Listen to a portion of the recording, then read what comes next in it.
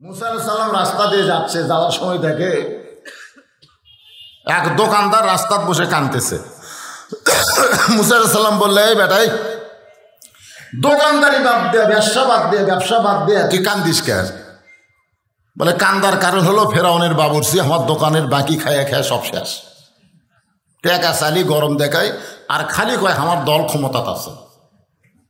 আমার চিনিস, আমার দল ক্ষমতাত আছে, খালি ক্ষমতার দোহাই দিয়া দোকানত বাকি খায় সবই শেষ, এখন আমি রাস্তায় বসে কান্দি। তো মুসা বলতেছে, বাবুর্চি কোথায়? ওই যে যাচ্ছে, দেখেন হাতির মতন ধুলতেছে, বাকি খাই তো টাকা দেওয়া লাগে না। টাকা চালি কয়, আমার চিনিস, আমার দল ক্ষমতাত আছে। আপনার বলেন তো, দল ক্ষমতাত আছে না আল্লাহ ক্ষমতাত আছে? আজকে আমাদের বাংলাদেশে অনেকে কিন্তু বলে অমুক দল ক্ষমতাত আছে। কেউ যদি বলে অমুক দল ক্ষমতাত আছে, বলা মাত্রই বেঈমান হয়ে যাবে। কথা বল না কেন? বলা মাত্রই শেষ, ওর আর ইমান নাই। কেউ যদি বলে আওয়ামী লীগ ক্ষমতাত আছে, বলা মাত্রই বেঈমান হয়ে যাবে।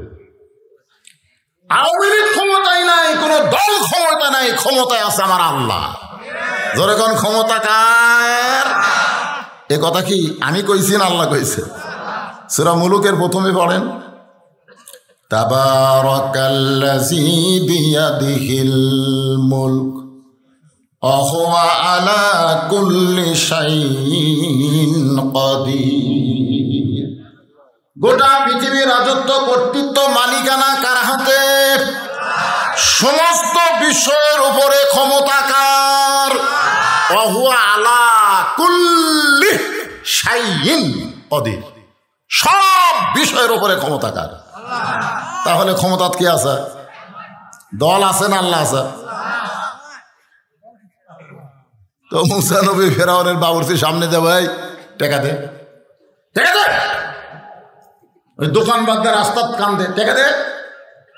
বাবুর্চি ওকে, আমাকে চিনিস, আমার দল এখন ক্ষমতাত আছে রে। মুসা কয়, আমাকে চিনিস, আমার আল্লাহ এখন ক্ষমতাত আছে। এই কইয়া বাম হাতে মারছে চড়ে, বাবুর্চি মরছে। আজকে বাংলাদেশে ফেরাউনের গোষ্ঠী বেড়ে গেছে। মুসার গোষ্ঠী না থাকার কারণে জালেমেরা জুলুম করে বাহিরে ঘরে, আলেমরা হক কথা বলে জেলখানায় যায়। জোরে কথা ঠিক না ভাইরে? মুসার গোষ্ঠী হওয়া লাগবে। এই দুই হাত খালি মোনাজাতের হাত না বাজান, সারা জীবন মোনাজাত করবো আল্লাহ।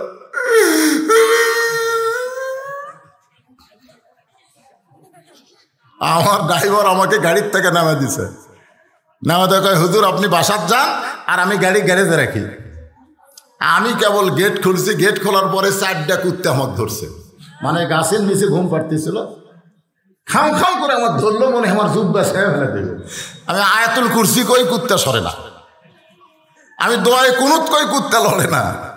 আমি দোয়া ইউনুস পড়ি, কুত্তা আরো মনে হয় ধরবে আসে। শেষ পর্যন্ত ইন্নাহুম ইয়াকিদুনা কায়দা ওয়া আকিদু কায়দা, কুত্তা খেদানোর আয়াত কই, তারপরে কুত্তা আমার জুব্বাত দিল কামড়। তখন আমার ইমান বলতেছে, মাওলানা তোর মুখত খালি দোয়া আছে, তোর হাতত লাঠি নাই। তোর মুখে দোয়া আছে কিন্তু তোর হাতে লাঠি নাই। যদি লাঠি থাকতো, এক কুত্তার পাশাত বাড়ি মারলে বাকি 3টা দৌড় মারতো। জোরে কথা ঠিক কি না? আজকে মুসলমানের খালি দোয়া আছে কিন্তু লাঠি নাই। লাঠি থাকলে ফেরাউনের গোষ্ঠী কথা বলতে পারতো না। জোরে কথা ঠিক কি না? কি আছে? 2 হাত খালি দোয়ার হাত, খালি দোয়া দিয়ে কাম সারবে, দোয়া দিয়ে কাম হবে না। দোয়ার সাথে কি লাগবে? কথা কয় না কেন?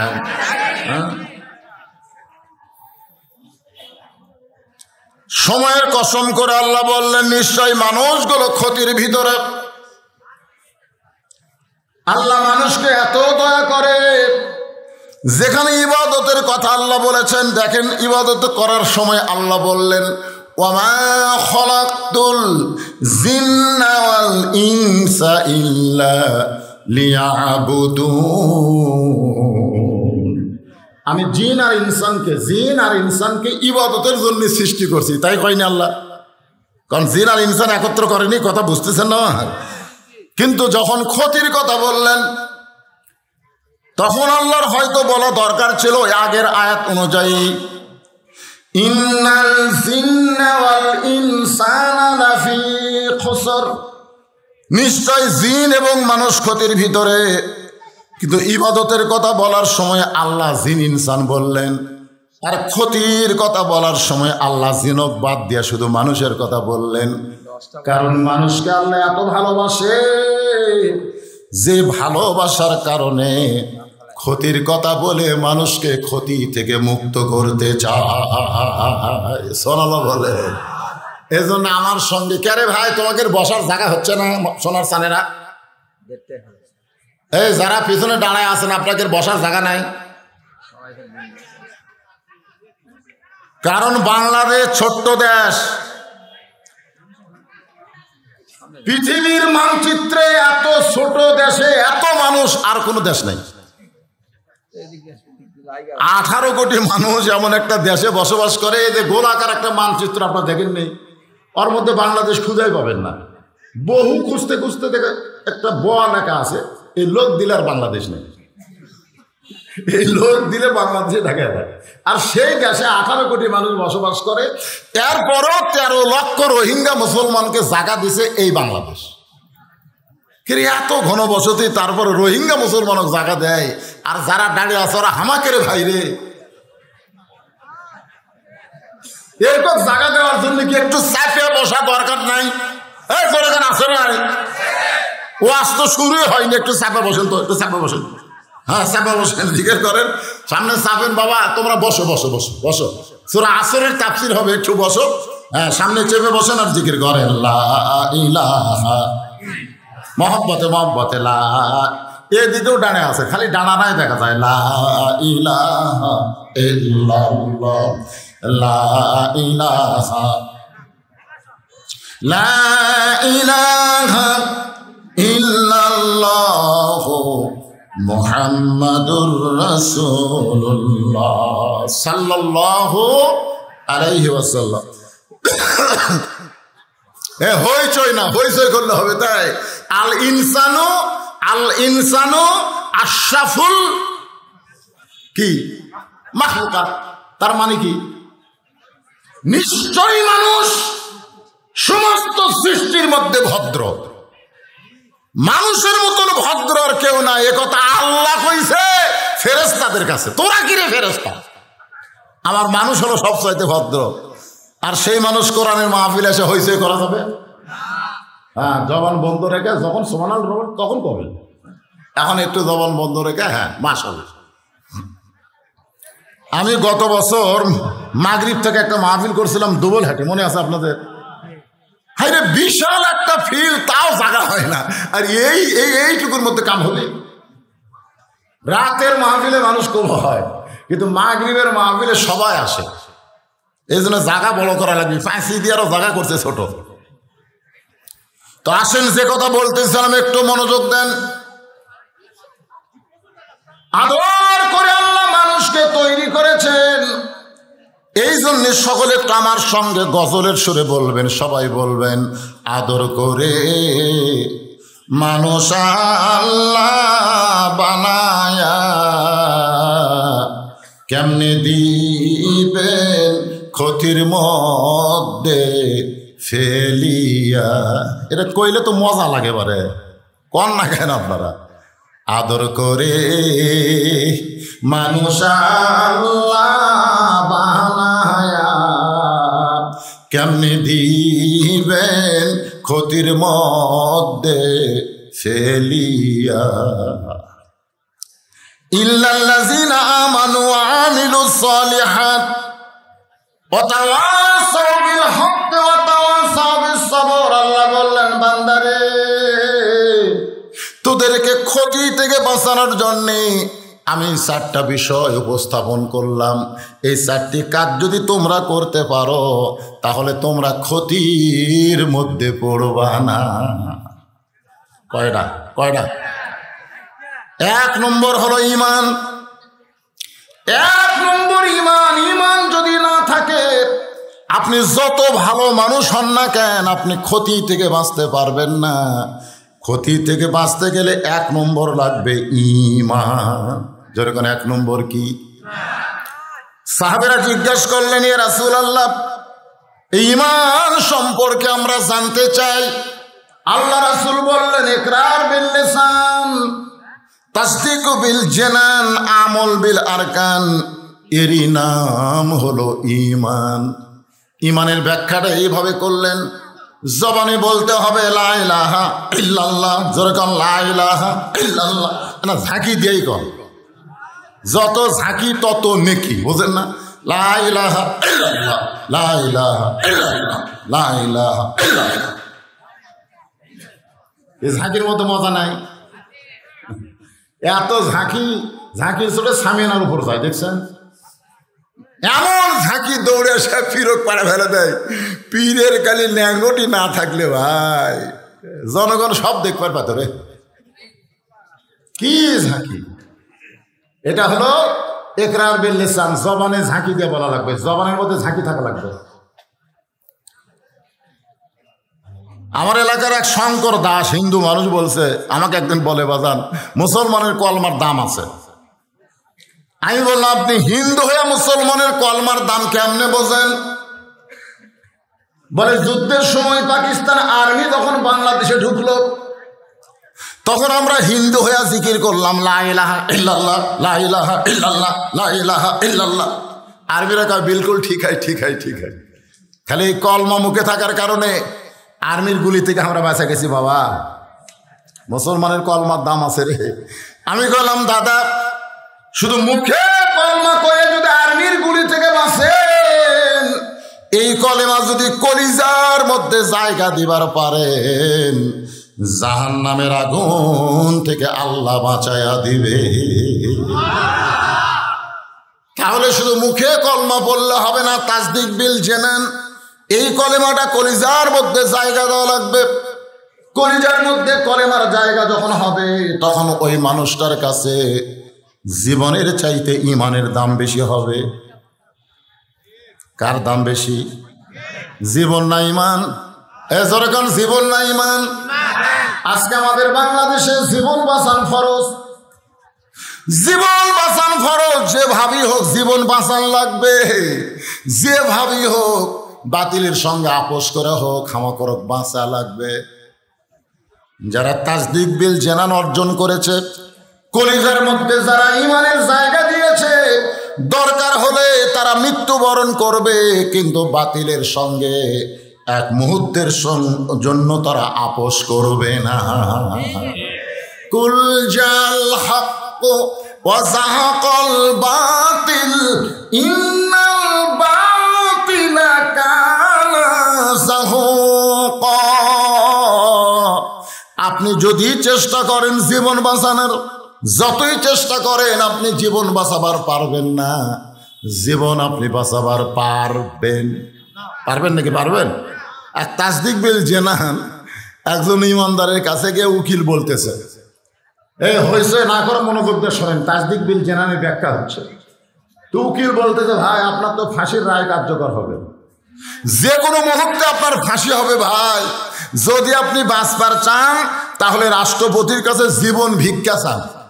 রাষ্ট্রপতি যদি জীবন ভিক্ষা দেয় তাহলে আপনার ফাঁসি কার্যকর হবে না। তাসদীক বিল জানানের ইমানদার মুচকি মুচকি হাসে। উকিল বলে, হাসেন কেন? বলে, হাসার কারণ হলো তোমার কথা শুনে হাসি লাগতেছে। তুমি কি কইলে? রাষ্ট্রপতির কাছে জীবন ভিক্ষা চাবো? আমি আমার জীবনে 3টা রাষ্ট্রপতিকে ক্ষমতার থাকা অবস্থায় মরা দেখছি। যার কাছে জীবন ভিক্ষা চাবো তার মতন 3টা রাষ্ট্রপতি ক্ষমতা থাকতেই মরিছে। একটা হলো বঙ্গবন্ধু শেখ মুজিবুর রহমান, একটা জিয়াউর রহমান, একটা জিল্লুর রহমান। তো যারা ক্ষমতা থাকতেই মরে যায় তাদের কাছে ইমানদার কোনোদিন জীবন ভিক্ষা চাবে না। জীবন দেওয়ার মালিক যিনি, জীবন নেওয়ার মালিক তিনি। জোরে জোরে। তাহলে তাসদীক বিল জানান মানে কি? ঈমান বাঁচান ফরজ না জীবন বাঁচান ফরজ? আপনাদের কাছে কোনটার দাম বেশি? অন্তর থেকে বলেন, পরীক্ষা শুরু হবে, পরীক্ষা শুরু হবে, আর বেশি দিন নেই, অল্প সময়ের মধ্যে পরীক্ষা আসতেছে। আল্লাহ বলেছেন, লিয়াবলুয়াকুম আইয়ুকুম আহসানু আমালান ওয়া হুয়াল আজিজুল গফুর। পরীক্ষা ছাড়া ইমানদারকে ছাড়া যাবে না। প্রত্যেকটা ইমানদারের পরীক্ষা নেবেন কে? ওয়ালা নাবলুওয়ান্নাকুম বিশাইইন মিনাল খাউফি ওয়াল জুই ওয়া নাকসিম মিনাল আমওয়ালি ওয়াল আনফুসি ওয়াস সামারাতি ওয়া বাশশিরিস সাবিরিন।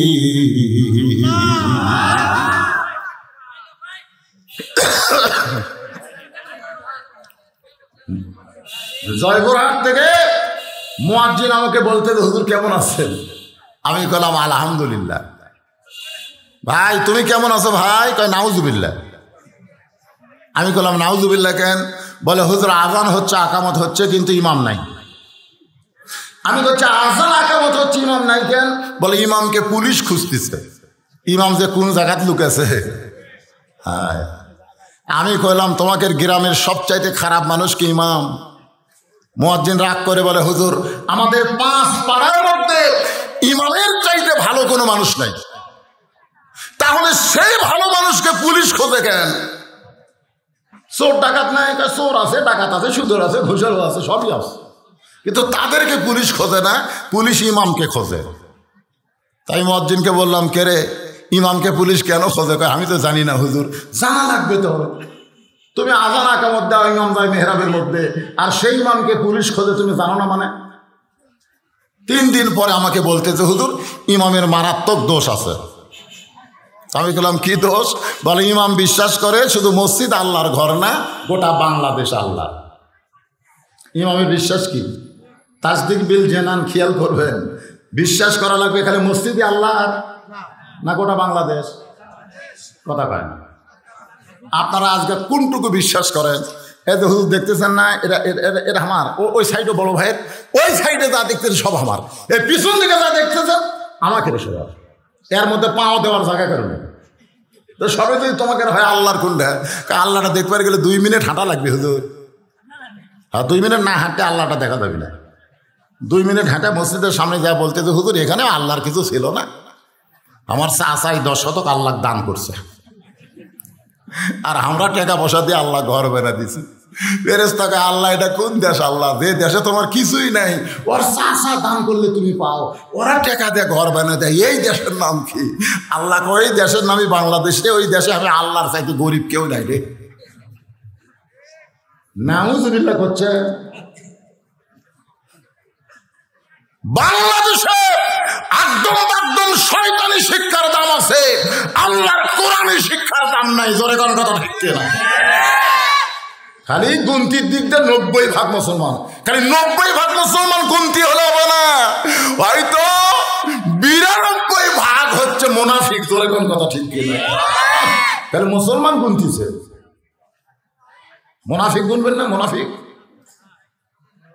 আসরের নামাজ নবী পড়তেছেন, আসরের নামাজ ইতিমধ্যে আল্লাহ কোরআন আয়াত নাযিল করছে, ইয়া আইয়ুহান নাবিয়্যু হারজিল মুমিনিনা আলাল কিতাল। নামাজের মধ্যে কোরআন আয়াত নাযিল হয়ে গেছে। নবী নামাজ শেষ করে সাহাবীদের বললেন, সাহাবীরা তোমরা শুনলে আশ্চর্য হবে, এই মুহূর্তে নামাজের ভিতরে আল্লাহ তাআলা আমার উপরে কোরআনের আয়াত নাযিল করলো। সুবহানাল্লাহ তো বললেন, এখন আয়াতটা কি? আল্লাহ রাসূল বললেন, সাহাবীরা শোনো, আল্লাহ তাআলা আমাকে জানাই দিল, ইয়া রাসূলুল্লাহ আপনার পিছনে পায়ের গোড়ালির সঙ্গে গোড়ালি মিল করে যারা জামাতবদ্ধভাবে কাতার সোজা করে নামাজ পড়তেছে, তাদেরকে আপনি সোলজার হিসাবে গড়ে তোলেন, সৈন্য হিসাবে গড়ে তোলেন। যে কোনো সময় মক্কার কাফেরেরা মদিনা আক্রমণ করতে পারে, আর মদিনা যখন আক্রমণ করবে তখন নামাজ দিয়া, দোয়া দিয়া, দুরূদ দিয়া আপনি মদিনা রক্ষা করতে পারবেন না। ওই কাফের বেঈমানদের বিরুদ্ধে অস্ত্র ধরা লাগবে। তখন সামনে কাতারের একজন মুসল্লি, কোন কাতারের? আবু বকর রাদিয়াল্লাহু আনহু ডান সাইডে নামাজ পড়ে, সেই টুপি, সেই পাগড়ি, সেই দাড়ি, সেই জুব্বা, নবীর হাঁটুর সঙ্গে হাঁটু লাগায় বলতেছে, হুজুর এটা না গন্ডগোলের আয়াত। কি নামাজি রে, সামনে কাতারে নবীর পাশে নামাজ পড়ে, সেই শালা কি কয়, হুজুর এটা না গন্ডগোলের আয়াত। নবী খালি সব সাহাবার দিকে তাকায় আর ওর দিকে তাকায়। ই কে রে, এই টুপিওয়ালা দাড়িওয়ালা জুব্বালা, ই কে রে? আল্লাহ কয় হুজুর চিনেন না? অমিনান নাসি মান ইয়াকুলু আমান্না বিল্লাহি ওয়া বিল ইয়াউমিল আখির ওয়া মা হুম বিমুমিনিন। পাঁচ ওয়াক্ত নামাজ তাকবীরে উলার সঙ্গে আপনার পিছনে নামাজ পড়ে এমন নামাজি এরপরেও ও মুমিন না, এরপরেও ওই মুমিনই না। তাহলে কি মুমিন যদি না হয় তাহলে মুনাফিক। কোরআনের আন্দোলন, হকের পক্ষের আন্দোলনকে যারা গন্ডগোল বলবে, এই হলো বাংলার জমিনে মুনাফিক। জোরে বলেন কথা ঠিক কিনা? এই মুনাফিক। কতদিন যাকাত দিয়ে ফেতরা দিয়ে আদায় করে করে মাদ্রাসা চালাবেন?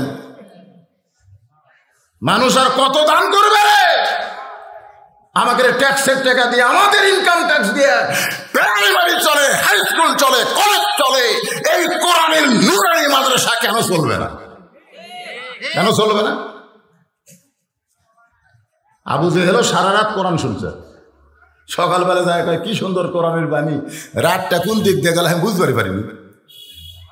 আবু সুফিয়ান বলতেছে, আরে যে কোরআন শুনতে রাত সারা রাত চলে গেল আপনি বুঝতে পারলেন না?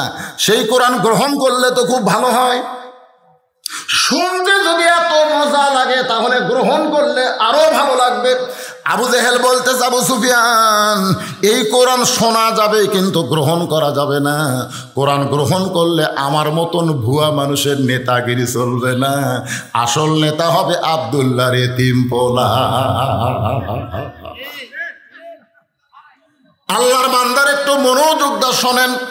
তাসদিক বিল জানান, কলিজার মধ্যে যখন ইমানের জায়গা হবে, ওই মানুষটা এক মুহূর্তের সৈন্য বাতিলের সঙ্গে আপোষ করবে না, হকের উপরে জীবন দিবে, ইমানের সাথে দুনিয়া ছাড়বে।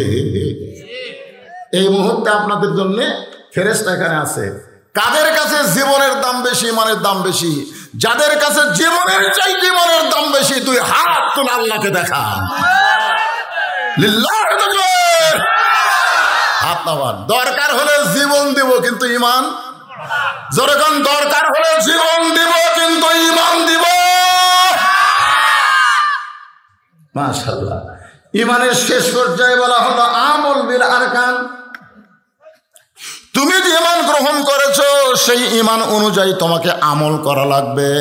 সূরা আসরের 2 নম্বর বিষয় হলো আমিলুস সলিহাত, নেক আমল করা লাগবে। শুধু আমল করলে হবে না, দয়াল বাবার দরবারেতে কেউ ফিরে না খালি হাতে। কত আমল আজকে বাংলাদেশত বাড়াছে,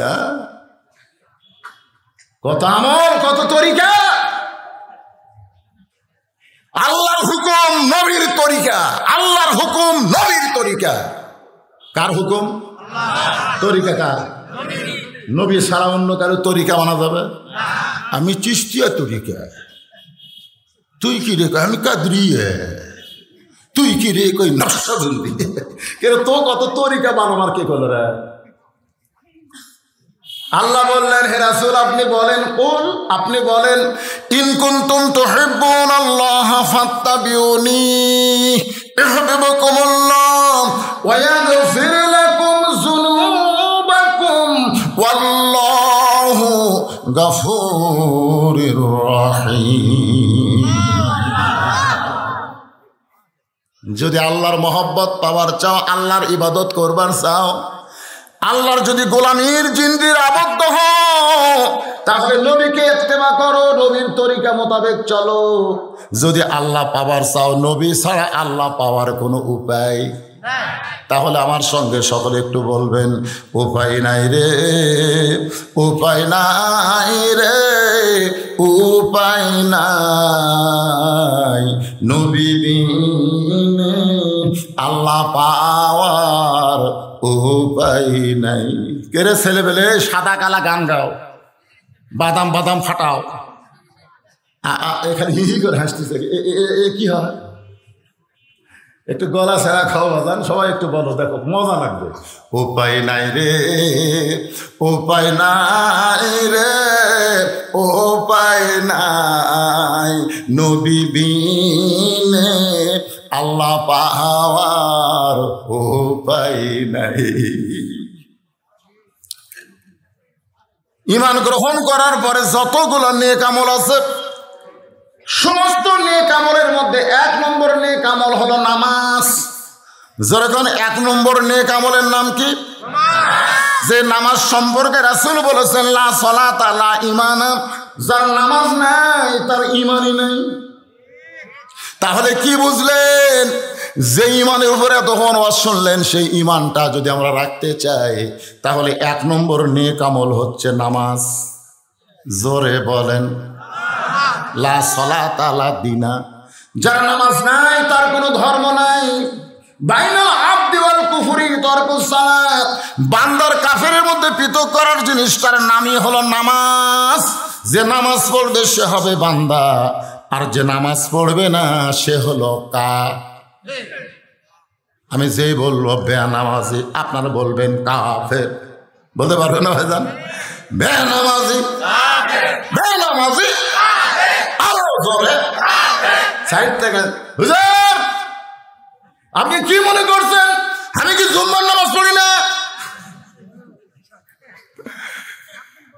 হ্যাঁ হ্যাঁ, আল্লাহ হাসরের ময়দানে খুব দয়ালু। তো আল্লাহর দয়ার সীমা আছে? আল্লাহর দয়ার শেষ আছে? আল্লাহ হাসরের ময়দানে বলবে যারা 5 ওয়াক্ত নামাজ পড়ো নাই, শুধু জুমার নামাজ পড়েছো, আমি আল্লাহ তাদেরকে জান্নাত দিয়ে দিলাম, যাও। তখন ওই 5 ওয়াক্ত পড়ে না, খালি জুম্মার শেষে যায় আগে বাড়াছে, এরা খুশি হয়ে মারবি দৌড়। কে রে 5 ওয়াক্ত না পড়লেও জান্নাত পাওয়া গেল রে।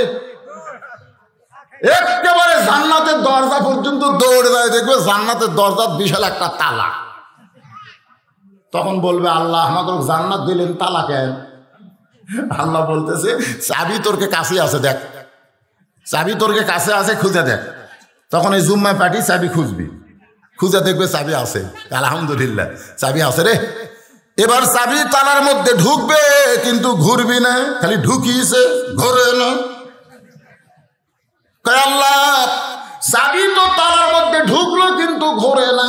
আল্লাহ বলে তালার মধ্যে 5টা দাগ আছে, তোদের চাবির মধ্যে দেখ তো 5টা দাগ আছে কিনা। জুম্মা পাটি বলবে আল্লাহ কিসের দাগ? বলে 1 নম্বর ফজর, 2 নম্বর জোহর, 3 নম্বর আসর, 4 নম্বর মাগরিব, 5 নম্বর এশা। 5টা দাগ আছে না। আল্লাহ আমাকে চাবি কেলতে না, আমাকে চাবির তো দাগ নেই। আল্লাহ করে তাহলে জান্নাত দেখে ফিরাই, জান্নাত দেখে ফিরাই। যারা জুম্মা পড়ো 5 ওয়াক্ত পড়ো না, তোমরা জান্নাত দেখতে পারবে কিন্তু ঢুকতে পারবা না। এই জুম্মা পাটি না, এই জুম্মা পাটি।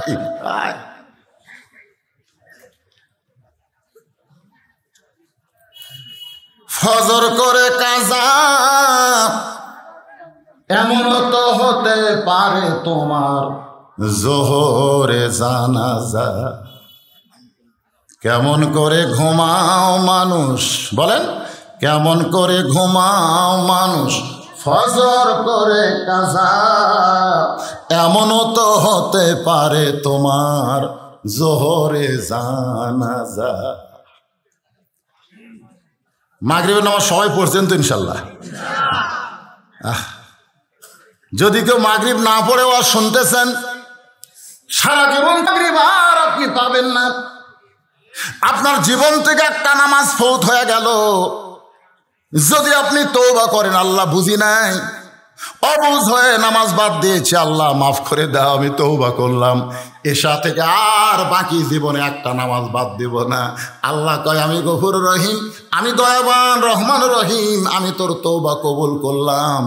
তুই যদি আর নামাজ না বাদ দেস, যত নামাজ পড়িসনি আমি সব তোকে মাফ করে দিলাম। আল্লাহ কোরআনে বলেছেন লা তাকনাতু মির রাহমাতিল্লাহ, ইন্নাল্লাহা ইয়াগফিরুয যুনুবা জামিআ, ইন্নাহু হুয়াল গাফুরুর রহিম। ইমাম গাজ্জালী বলেন এই একটা আয়াত যদি কোরআনে আমি না পাইতাম, আমি হার্ট ফেল করে মরে যেতাম, আমি হার্ট ফেল করে মরে যেতাম। আমি যত বড়ই পাপী হই না কেন, যদি চোখের পানি নিয়ে আল্লাহকে বলি মাবুদ যা করছি করছি, আল্লাহ আর কোনোদিন করবো না। আল্লাহ কয় তোর চোখের পানি নাকের ডগায় আসার আগে আমি রহমান রহিম নামের ওসিলায় তোরে মাফ করে দিলাম। পুরুষের জন্য 1 নম্বর হলো নামাজ, ওয়া আমিলুস সালিহা, নারীদের জন্য 1 নম্বর হলো পর্দা। আমার মায়েরা বোনেরা যারা পর্দার অন্তরে আছে একটু মনোযোগ দিয়ে শুনবেন মা। পুরুষের জন্য 1 নম্বর হলো নামাজ, পুরুষের জন্য 1 নম্বর কি? আর নারীদের জন্য 1 নম্বর হলো পর্দা। পর্দা যদি না থাকে নারীদের একটা ইবাদত আল্লাহ কবুল করবে একটা করবে। হ্যাঁ মায়েরা যারা পর্দার অন্তর আছেন একটু মনোযোগ দিয়ে শোনেন, একটু মনোযোগ দিয়ে শোনেন মা। আল্লাহ কোরআন কারিমের মধ্যে বলেছেন ওয়াকারনা ফি বুয়ুতিকুন্না ওয়ালা তাবাররাজনা তাবাররুজাল জাহিলিয়াতিল উলা। কতগুলা মেয়ে মানুষ দরজায় দাঁড়িয়ে আছে, কতগুলা মেয়ে মানুষ কি করতেছে? দরজায় দাঁড়িয়ে আছে। কার দরজা? খাতুনে জান্নাত ফাতেমার দরজা। আল্লাহ রাসূল বলেছেন সাইয়্যিদাতুন নিসা আহলিল জান্নাহ, ফাতেমাতুজ জোহরা, জান্নাতে নারীদের নেত্রী হবে ফাতেমা। সেই ফাতেমার সঙ্গে দেখা করার জন্য কতগুলা মেয়ে মানুষ দরজায় দাঁড়িয়ে আছে, একটু জান্নাতি সর্দারিনীর সঙ্গে দেখা করবে, কিন্তু দরজা বন্ধ, দরজা বন্ধ। দরজার সামনে একটা ছোট্ট বাচ্চা খেলাধুলা করতেছে, দৌড়াদৌড়ি করতেছে। মেয়েদের মধ্যে একজন ডাক দিল, বাবু তোমার নাম কি? বলে আমার নাম হলো হোসাইন ইবনে আলী। মেয়েরা বুঝবার পারলো এটাই তো ফাতেমার সন্তান। বাবা আমরা তোমার মায়ের সঙ্গে দেখা করব, তুমি একটু দয়া করে তোমার মায়ের কাছে গিয়া আমাদের জন্য দরজা খোলার অনুমতি প্রার্থনা করো।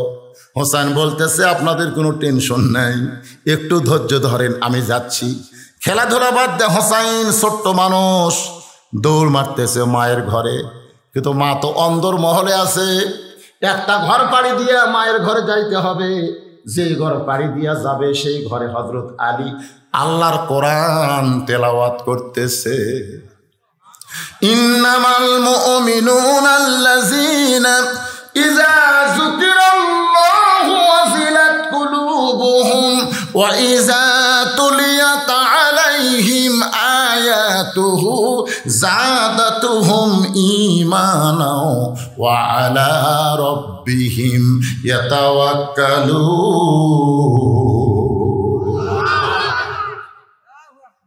কি তেলাওয়াত করতেছে? কোরআন শরীফ তেলাওয়াত করতেছে। ইতিমধ্যে হুসাইন বাইরে থেকে দৌড়ে আসে, মায়ের ঘরের দরজা যেই গেছে সঙ্গে সঙ্গে হযরত আলী কোরআন তেলাওয়াত বাদ দিয়ে বলে থাম। কি বুঝলেন? আপনি যত ইবাদত করেন আপনার ছেলেরা কি করতেছে, মেয়েরা কি করতেছে খেয়াল করার দরকার আছে না নাই? আপনি ফজর নামাজ পড়বার যাচ্ছেন, বুড়ে মানুষ, আপনি বাড়ির নামাজ পড়লেও চলবে, আপনাকে মসজিদ যাওয়া লাগবে। সরকারি চাকরি কি সারা জীবন করা লাগে? সারা জীবন সরকারি চাকরি করা লাগে? যখন চোখের পাওয়ার কমে গেছে, কানের পাওয়ার কমে গেছে, হাত কাঁপে, কুড়িয়াত খাড়া হয় না, সরকার কয় বসে থাকে বেতন খা। যৌবন বয়সে যারা 5 ওয়াক্ত নামাজ জামাতে পড়েছে, বুড়া বয়সে তাকে জামাতে না পড়লেও চলবে। তুমি যেখানেই পড়ো আল্লাহ তোমাকে পেনশনের সওয়াব দিবি। জোরে কোন কথা ঠিক কিনা?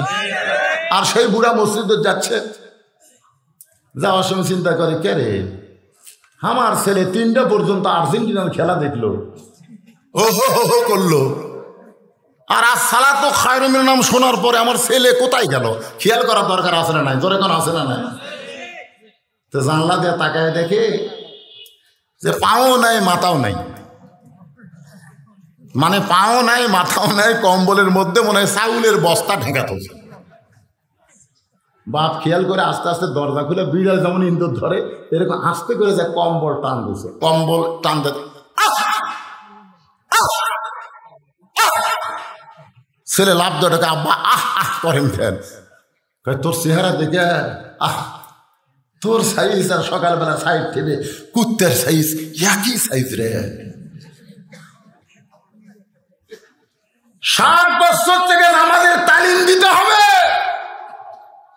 10 বছর থেকে আপনার ছেলেকে জোর করে নামাজ ধরাতে হবে। জোরে কথা বল না কেন, কথা বল না। যদি আপনার ছেলেকে নামাজ ধরাবার পারতেন, ওই আর্জেন্টিনার পতাকা কোনোদিন ধরতো না। যদি নামাজ ধরাবার পারতেন, ও ব্রাজিলের জার্সি কোনোদিন পড়তো না। কিন্তু ধরাননি, ধরাছেন কি? খেয়াল করার দরকার নাই। হযরত আলী কোরআন শরীফ পড়তেছে, আফজালুজ জিকির তেলাওয়াতুল কোরআন, সবচেয়ে উত্তম জিকির হলো কোরআন তেলাওয়াত করা। সেই কোরআন তেলাওয়াত বাদ দে, বল থাম। খেয়াল করতে হবে আপনার মেয়ে কি করতেছে, আপনি খেয়াল করবেন না? আজ 14 ফেব্রুয়ারি বিয়ার আগে মেয়ে কি করতেছে? আসার সময় মরহুম আব্দুল জলিল পার্কে দেখলাম তো, কি করতেছে, কি করতেছে? ওটা কি আসমানত থেকে আসছে না আপনার জন্ম দিছেন? আপনার 22 বছর আইডিয়া কি করে আপনার খেয়াল করা হয়? কথা বলেন, খেয়াল করেন তো। আপনার 17 বছরের মেয়ে কি করে খেয়াল করবেন না? আপনি জান্নাতে যাবেন, জান্নাত আপনার মামার বাড়ি না। জান্নাতে যাইতে গেলে কু আনফুসাকুম ওয়া আহলিকুম নার, জাহান্নামের আগুন থেকে বাঁচতে হলে নিজে একলা বাঁচলে হবে না, হাল পরিবার নিয়ে বাঁচা লাগবে। জোরে কোন কথা ঠিক? হযরত আলী বললেন থাম। হোসাইন থেমে গেছে। আলী বলতেছেন বাজান তুমি বাইরে, এই কটাকে রে, কি উঠি কি হচ্ছে, কি হয় এখন তোকে সামাল করো বাবা। হ্যাঁ যাই হোক ছোট বাচ্চা তো, এখন তাকে সাইজ করা লাগবে। কে সাইজ করতেছে? আলী বোঝেন, আলী বোঝেন। থাম। কে তুই বেড়া খেলাধুলা করতেছিলি, ভালো কথা। তো বেড়া থেকে দৌড়ে মায়ের ঘরের দরজার, তার মানে তো হোসেন বলতেছে আব্বু কতগুলো মেয়ে মানুষ তো দরজার দাঁড়িয়ে আছে, আমার মার সাথে দেখা করবে। তো মা দরজা খুলে দিবি কিনা, দেওয়ার অনুমতি দিবি কিনা, ওটা জানার জন্য আমি মার কাছে যাচ্ছি। আলী বলতেছেন তোর বয়স কত? তো হোসেন বলতেছে আব্বু আমার বয়স কত আমি তো জানি না। এই জন্যই তো তোর থামাছি, এই জন্যই তোর থামাছি রে বাজান। তোর বর্তমানে যে বয়স হয়েছে, এই বয়সে তুই তোর মায়ের কাছে যাইতে অনুমতি লাগবি। তুই মায়ের কাছে যাইতে মায়ের অনুমতি লাগবি রে পাগলা। তোর বয়স হলো এখন 4 বছর। 4 বছরের বাচ্চা যখন তখন মায়ের ঘরে ঢুকতে পারবা না। 2 বছর পর্যন্ত বাচ্চা যদি আপনার ঘর চেতনও থাকে, আপনি বাচ্চার সামনে বক চুমা খান, আদর করেন, বুকুতলেন, কোনো সমস্যা নাই। কারণ 2 বছরের বাচ্চা দেখবার পারে কিন্তু মেমোরি ধারণ করতে পারে না। কথাগুলো বুঝতে পারতেছেন? 2.5 বছর যখন বাচ্চার বয়স হবে, সেই বাচ্চা যদি ঘর চেতন থাকে, বাচ্চা চেতন থাকা অবস্থায় আপনার হালাল বউকেও আপনি আদর করতে পারবেন না। এরই নাম হলো ইসলাম। ঘরের মধ্যে হালাল বউকেও চুমা খাওয়া যাবি না, ওই 2.5 বছরের বাচ্চা যদি চেতন থাকে। আর তোরা জলিল পার্কে কি করতেছিস?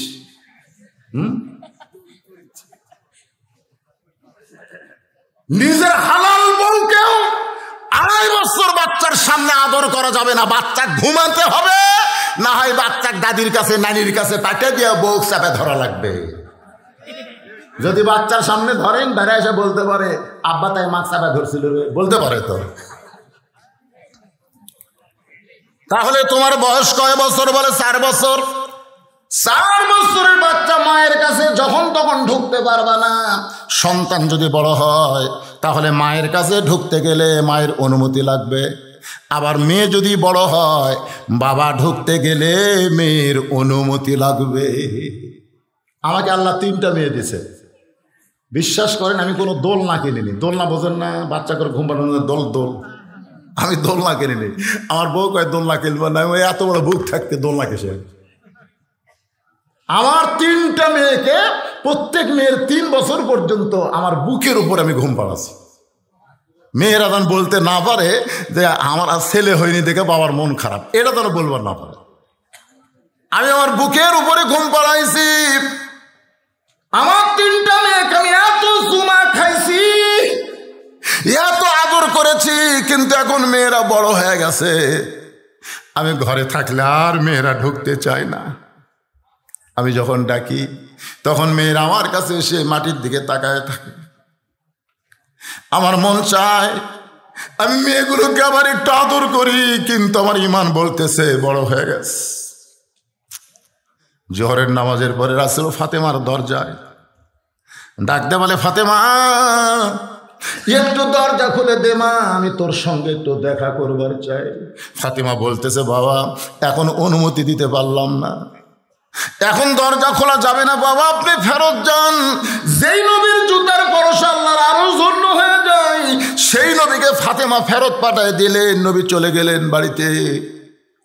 আসরের নামাজের পরে নবী আবার ফাতেমার দরজা এসে বলে, মা সকাল থেকে তোর মুখটা দেখিনি মা, তোরে না দেখলে আমার শান্তি হয় না, একটু দরজা খুলে দে, আমি তোর চেহারা দিকে একটু যাবার চাই।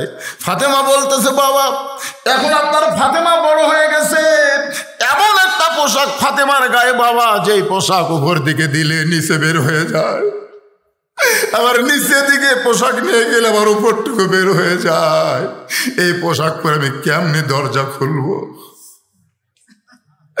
আল্লাহ রাসূল এত কান্না কাঁদলেন, ফাতেমা একটু জানলা খুলে দে মা, আমার গায়ের চাদর তোকে দিব। নবী আমার গায়ের চাদর খুলে ফাতেমারে দেয়। ফাতেমা সেই চাদর পরে বাবার জন্য দরজা খোলে। নবী তাকায় দেখে ফাতেমা নিচের দিকে তাকায়া দু চোখ দিয়ে ধর ধর করে পানি পড়তেছে। আল্লাহর নবী বলে, ফাতেমা একটা বার কি আমার দিকে দেখবি না? ফাতেমা বলে, বাবা আপনার গায়ের চাদর পরে আমার শরম লাগতেছে। আল্লাহর নবী বলেন, ফাতেমা এই দুনিয়া বড় কষ্টের জায়গা মা, এই কষ্টের দুনিয়ায় 33 বার সুবহানাল্লাহ, 33 বার আলহামদুলিল্লাহ, 34 বার আল্লাহ আকবার আমল কর। আল্লাহ তোকে দুনিয়া থেকে বিদায় নেওয়ার পরে 8টা জান্নাতের দরজার মালিক করে দিবে। তাহলে কি বুঝলেন? সন্তান বড় হলে ইচ্ছা মতো মায়ের কাছে যাইতে পারবে না। আবার যদি মেয়ে বড় হয়, বাবা ইচ্ছা মতো মেয়ের ঘরে ঢুকতে পারবে না। আলী বলে, হোসাইন তোমার এখন 4 বছর বয়স হয়েছে বাবা, তুমি যখন তখন মায়ের ঘরে ঢুকতে পারবা না, আসো আমার কাছে। হোসাইনকে হযরত আলী কাছে ডাক দিলেন, কপালে একটা চুমা দিয়ে বললেন, বাজান মন খারাপ করিস না, মন খারাপ করিস না, এই কোরআনটা একটু ধর, ধর কোরআনটা ধর। হযরত আলী তার 4 বছরের বাচ্চাকে বলতেছে, কোরআনটা ধর। হোসেন বলতেছে, দেন দেন, সুবহানাল্লাহ কবেন না? বাপ কয় কোরআন ধর, বেটা কয় দেন। আলী তখন আসমানের দিকে তাকায় বলে, আল্লাহ আল্লাহ, এমন একটা সন্তানের বাপ হয়েছি, যেই সন্তান আমার জন্মসূত্রে পবিত্র হয়ে জন্মেছে। কোরআন দিবার সালি কয় দেন, আর হামাকের গুলে খাড়া হয়ে পেশাব করে। ওর মা কয়, এত দোয়া দরুদ কিন্তু তো বসে না। আমি কইলাম, কে খাড়া হয়ে পেশাব করিস, কোন ক্লাসে পড়িস? ক্লাস 1-এ পড়িস। আছে তো তোর শিক্ষক তোর শিখাইনি কেমনি পেশাব করা লাগবে? তুই খাড়া হয়ে পেশাব করিস কেন? তোর মাও বেজা। তোকে চাষা যে কি কয়, একদিন প্রাইমারি পেশাবখানা যায়, দেখি আমার স্যারই খাড়া হয়ে পেশাব করে। স্যার যদি খাড়া হয়ে পেশাব করে, তার ছাত্র বসবি করে? আপনি কেমন বাবা হয়েছেন? আপনার সন্তানের হাতে একদম গোলামের বই দেন, আর আল্লাহর কোরআন দিবার পারেন না। জান্নাতে যাবেন, ফুটবলের মতো লাত্তি খাবেন। আজকে এখানে যারা বাবা আছেন, কোন কোন বাবা সন্তানের হাতে আল্লাহর কোরআন দিবার চান? একটু 2 হাত তোলা, আল্লাহকে দেখান। 2 হাত তোলা, আল্লাহকে দেখান। হাত নামান, হাত নামান। আপনার সন্তানকে মিথ্যে শিক্ষা দিয়ে কি বানাচ্ছেন? মিথ্যের ফ্যাক্টরি।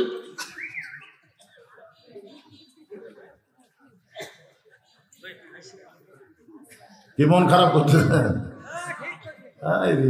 আমি বলতেছে কোরআন ধর, দেন। সুবহানাল্লাহ সুবহানাল্লাহ। এই যে বসা 2 জন বসা ধরে পারবো, পারবো না রে, খাড়া হয়ে মুতিস রে, কোরআন ধর। তুমি পারবি, পারবেন না বাবা? হ্যাঁ রে, 3টা ছাত্র পাগলি দেওয়ার কুটি ওরা রে, একটু জনগণ দেখুক, জনগণ একটু দেখুক। টাকা পয়সাতে যে মাদ্রাসা তৈরি করেছেন সে মাদ্রাসার ফসল দেখুক। শুধু কোরআন হাত ধরে নেই, 30 পারা কোরআন তারা হেফজ করেছে। জান্নাতে যাবে 10 জন জাহান্নামী মানুষকে সুপারিশ করে জান্নাত নিয়ে যাবে। হোসেনের হাতে হযরত আলী কোরআন শরীফ দিয়ে ওয়াবিলুস সালিহার উপর কথা বলতেছি ভাইজান, একটু মনোযোগ দিয়ে শুনবেন।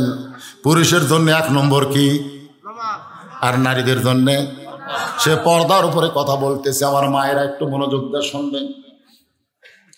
হোসেনের হাতে আল্লাহর কোরআন শরীফ দিয়ে হযরত আলী এখন অন্দর মহলে যাবে। আপনাদের কাছে আমি জানতে চাচ্ছি, একটু হিসাব করে বলেন তো, মেয়ে যদি বড় হয় বাবা ঘরে ঢুকতে মেয়ের কি লাগবে? আর ছেলে যদি বড় হয় মায়ের ঘরে ঢুকতে কি লাগবে? কিন্তু স্বামী যদি বইয়ের ঘরে ঢোকে তাহলে কি লাগবে? মাশাআল্লাহ, তাহলে আপনারা তো ভালোই জানেন, স্বামী যখন তখন বইয়ের ঘরে ঢুকে পারবে না। এ কথা কন না, কেন পারবে না? বউ কার?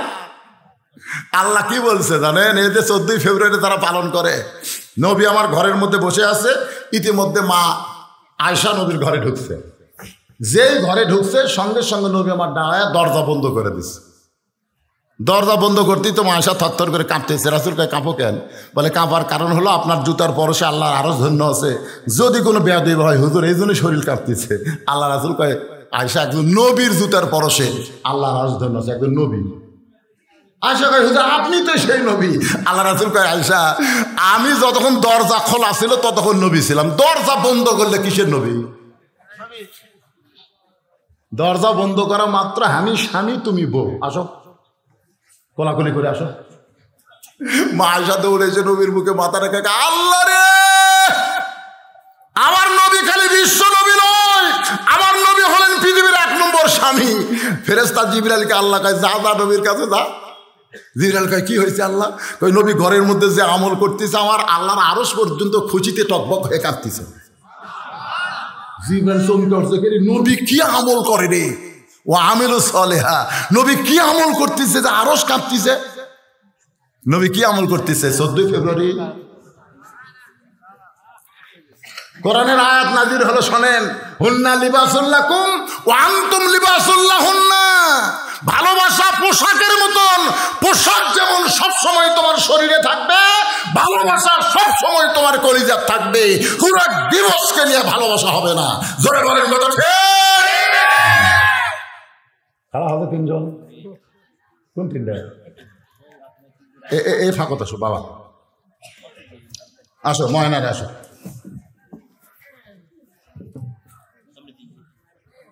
দেখেন আল্লাহ আমাকে বলেছিল হুজুর পাগড়ি দিয়ে ওয়াজ শুরু করেন। কে রে পাগলা?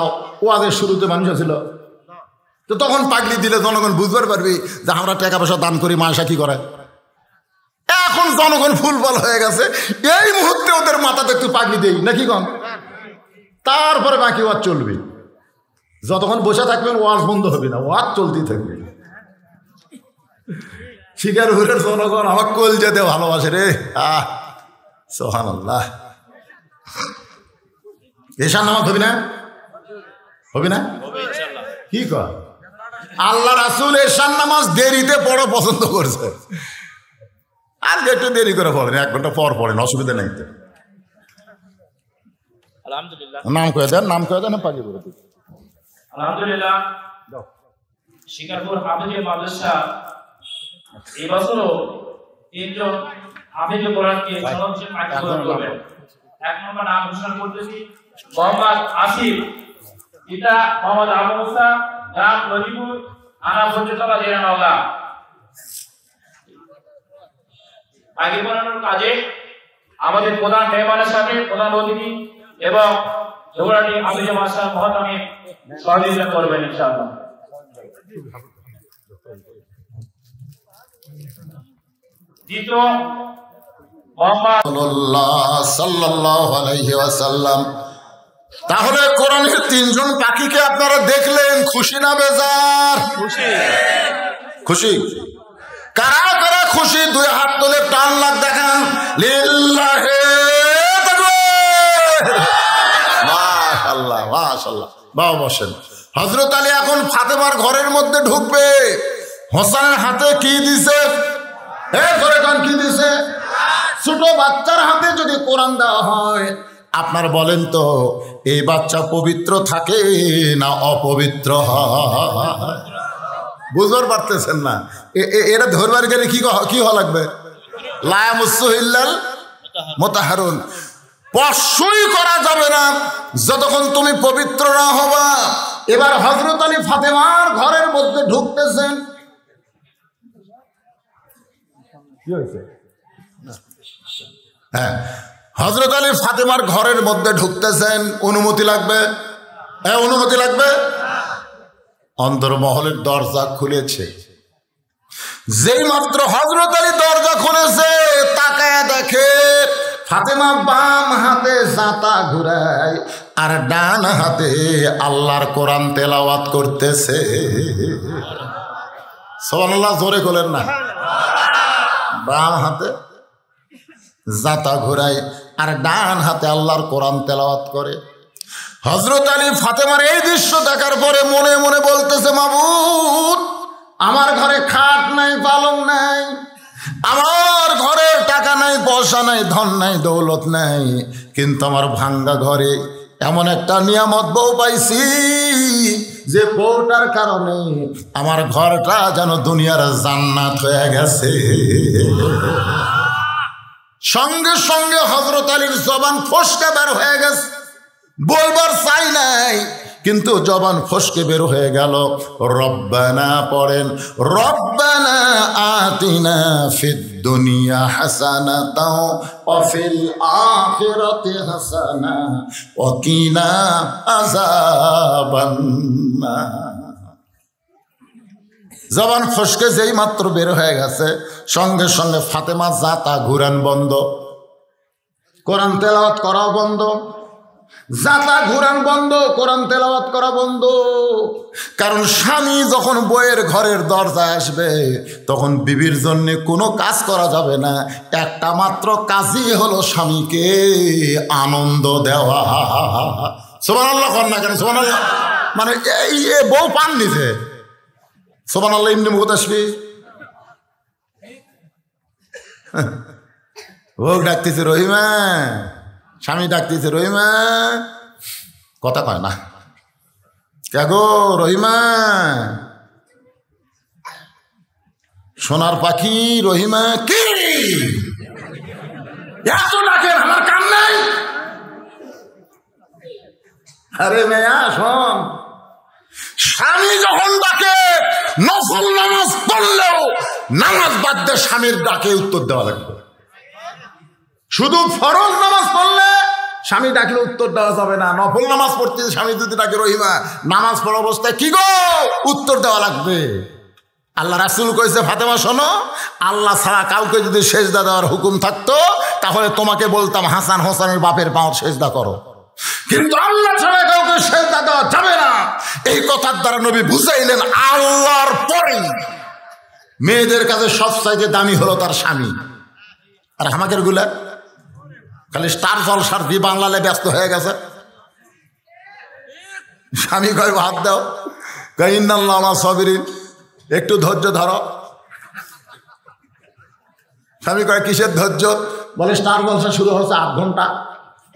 স্বামী এখন ঘরের মধ্যে বলতেছে ইন্নাল্লাহ মা সাবিরিন, ইন্নাল্লাহ মা সাবিরিন, ধৈর্য ধরছে স্বামী। বউ স্টার জলসা দেখতেছে। 8 ঘন্টা পরে কে গো, 8 ঘন্টা তো হয়ে গেল, এখন খাবার দাও। ধৈর্য যখন ধরলেই তাহলে আর 8 ঘন্টা ধরো। আবার কি বলে, এইবার শুরু হয়েছে জি বাংলা, তাহলে চাপাত লাগতে পারে দরকার। মায়েরা কবি বদল যেতে পারবেন শেষ, আর যার না আসবে। তোমরা নিষেধ করলে কি হবে, মরদ গুলো আমাকে ছাড়বি না, জোরে করে কথা ঠিক কিনা? কিন্তু আমিও ফেসবুকে দিয়ে দিছি যে আগামী বছর থেকে আমাকে আর কেউ দাওয়াত দিবেন না, আমি আর ওয়াজ করব না। আমার মেয়েরা আমার পাও ধরে যা কান্দন, আব্বা আপনি মরে যাচ্ছেন, আব্বা এত অসুস্থ, আর ওয়াজ করেন না আব্বা। এই জন্য আমি এটাই শেষ দেখা। এই শিকার পরে লোকেরা কালো মানুষটাকে শেষ দেখা দেখেন, শেষ দেখা আর দেখা হচ্ছে না। সামনে বার থেকে এখন ওই যে দাওয়াত দিবে রাইছে, আমি জোরহাত করে বলছি বাবা আগামী বছরের কোনো দাওয়াত নেওয়া যাবে না, আমার পজিশন ভালো না, গ্যারান্টি নাই, খালি ওয়াজ মিস হয়। একটা ওয়াজ মিস হলে জনগণ তা গাল দেয়। এইদিকে রানীনগরে একটা মাহফিলে আমি 11 বছর লাগাতার ওয়াজ করছি, 11 বছর। আচ্ছা 11 বছর ওয়াজ করছি। এবার অসুস্থ হওয়ার কারণে হাসপাতালে ছিলাম, যাকে পারিনি, হাইরে কাহিনী। 11 বছর ওয়াজ করলাম, অসুস্থর কারণে একবার আসে পারি। তোরা তো রাগ করিস কেন? বক্তারা কি মানুষ নয়? আপনার যদি দেখেন আমি পাঞ্জাবি খুললে সবার চোখ দিয়ে পানি বাড়াবেন। আমার গোটা দেহ গোটা ঘা হয়ে গেছে, রক্তের প্লাটিলেট কমে যাওয়াতে, ডায়াবেটিস অনিয়ন্ত্রণ, আর এই যে প্রশাসনিক চাপ খালি ধরবার চাই। এই যে ইউটিউবেরা জানে শিবগঞ্জের মধ্যে পুলিশ আসছে ধরবার, কমিটির লোকেরা এত ভীত বুঝলেন। আমার 2 মাইল টানে লেগেছে, জুতিয়া খুলে পড়ে গেছে ভাই, আড়া জঙ্গল খালি হুজুর পুলিশ আলো, হুজুর পুলিশ। 2 মাইল টানে লেগে 15 কিলো আমার ঘুন্ডেত করে ঠান্ডার মধ্যে এক ওই যে তেলের পাম্পের ঘর ঢুকে থছে। আমার চোখ দেখানি পানি পড়তেছে, আল্লাহ চোখ ডাকা ছিনে টান করে ঘরে।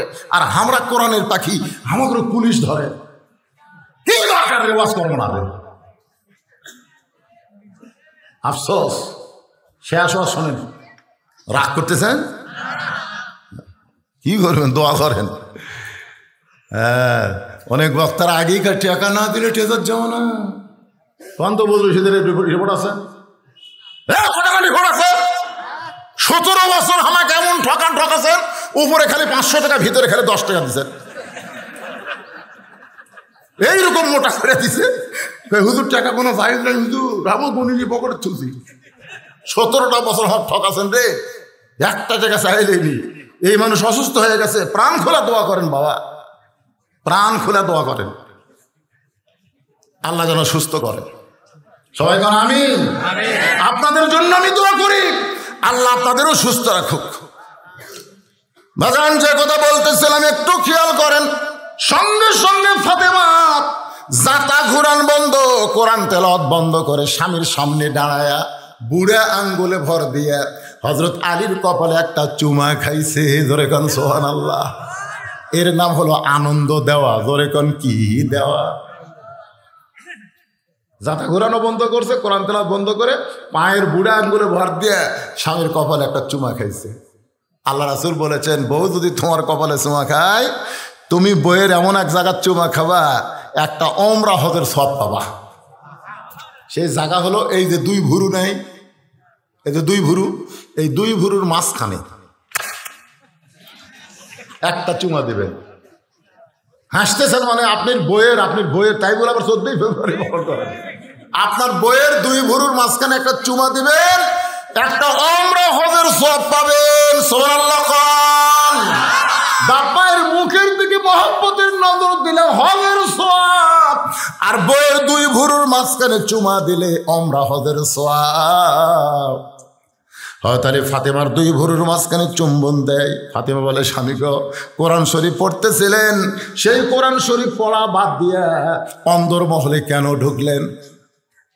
অন্দরমহলে কেন ঢুকলেন?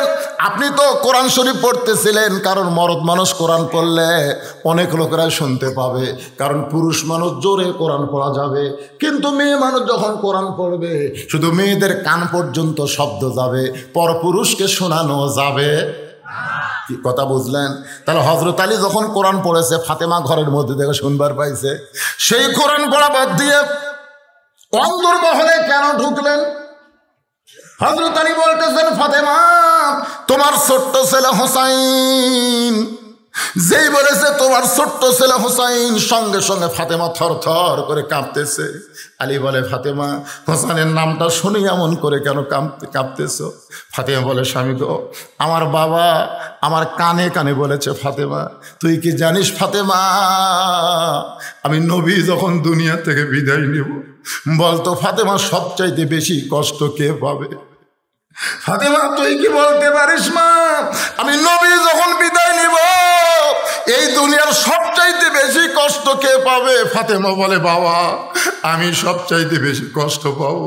রাসূল বলে ফাতেমা তুই আমি গেলে কষ্ট পাবি মা, কিন্তু জানিস না রে ফাতেমা তুই সহ আমার সমস্ত সাহাবী মিলে যে কষ্ট পাবে তার চাইতে বেশি কষ্ট পাবে আমার হাসান আর হোসাইন। আল্লাহর নবী বলে ফাতেমা যদি দুনিয়াতে আমার বাঁচতে মন চায় আমার হাসান হোসেনের জন্যই বাঁচতে মন চায় মা, কিন্তু আমার যাওয়ার সময় হয়ে গেলে আমি কি করব মা? আবু বকরকে নবী ডাক দেয় বলে আবু বকর আমি নবী বিদায় নেওয়ার পরে আমার হাসান হোসেনকে কোনোদিন বলবো না আমি কোন জায়গায় আছি, আমি কোন জায়গায় আছি ওরা যতদিন জানতে না পারবে নানা নানা বলে আমাকে খুঁজবে। যদি বলে দাও আমি রওজার মধ্যে আছি, আমার হাসান হোসেন যদি নানা নানা বলে চিৎকার দেয় আমি নবীর ঘুম কিন্তু ভাঙ্গে যাবে। ফাতেমা কান্দের বলে স্বামী গো আল্লাহর নবী বলেছেন ফাতেমা আমার হাসান অবিকল আমার মতো, হাসানকে নিয়ে কোনো টেনশন করা লাগবে না, কিন্তু হোসাইন বলো জেদি মা এই জন্য আমি জীবনের চাইতে হোসাইনকে ভালোবাসি। সেই হোসেন কোনো বেয়াদবি করছে? আলী বলে ফাতেমা কোনো বেয়াদবি নয়, দরজায় কতগুলো মেয়ে মানুষ দাঁড়ায় আছে তারা তোমার সঙ্গে দেখা করবে।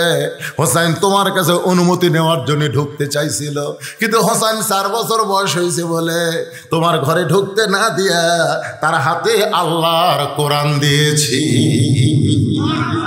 সঙ্গে সঙ্গে ফাতেমার স্বামীর কপালে আর একটা চুমা দিয়ে বলে স্বামী গো ওই বাবা মাই হলো সবচাইতে বড় ভাগ্যবান যাদের সন্তানের হাতে থাকবে আল্লাহর কোরআন।